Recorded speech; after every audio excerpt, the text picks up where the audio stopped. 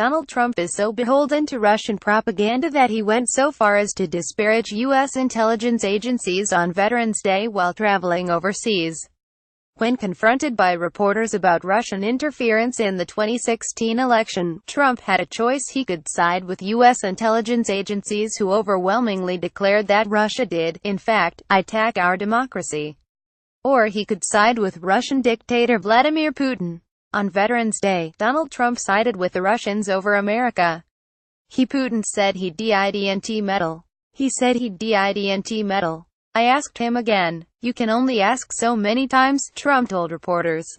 Every time he sees me, he says, I didn't do that, and I really believe, that when he tells me that, he means it. Incidentally, the Kremlin immediately dismissed Trump's statements, saying that he and Putin didn't even discuss the topic of election interference. And in a particularly repugnant move, Trump lashed out at retired Lt. Gen. James Clapper, calling him a political. That Trump would take Putin's word over his own intelligence community is appalling. And that he would attempt to smear a decorated veteran on Veterans Day makes it all the more repugnant. U.S. Navy veteran and intelligence expert Malcolm Nance made it very clear just how unpatriotic Trump's attitude truly is. On MSNBC Saturday morning, Nance discussed the bombshell report that Trump's former national security advisor Michael Flynn participated in a plot to kidnap a Turkish dissident cleric and deliver him to a Turkish prison.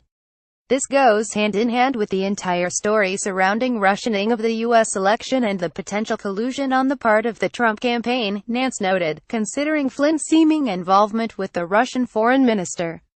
We have moved so far away from them being a whole bunch of innocents abroad and just looking out for their own personal interests, he stated. I'm really flabbergasted, he continued. I really think that we are at a national level Benedict Arnold moment going on here.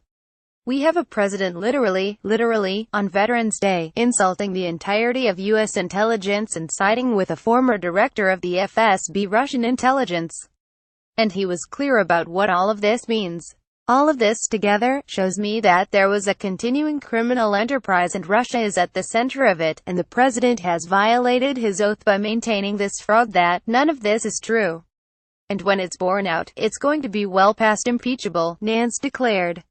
https://sharedblue.com content uploads 2017-11 MSNBC_1111 2017_11.07.58.mp4 Even the CIA threw Trump under the bus, standing by their assessment that Russia interfered with the 2016 election. CIA Today The director stands by and has always stood by the January 2017 intelligence community assessment, entitled Assessing Russian Activities and Intentions in Recent U.S. Elections. The intelligence assessment with regard to Russian election meddling has not changed.